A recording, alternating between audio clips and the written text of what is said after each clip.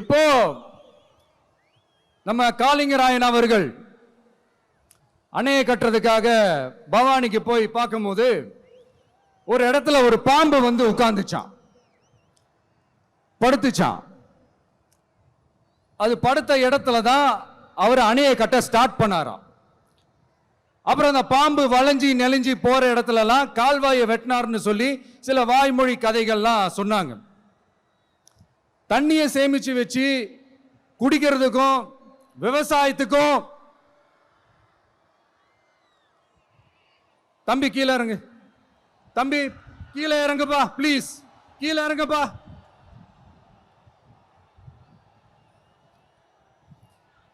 Okay, thank you thank you. கீழே இறங்குங்க, கீழே இறங்குப்பா. நீ இறங்குனாதான் முத்தம் கொடுப்பேன்.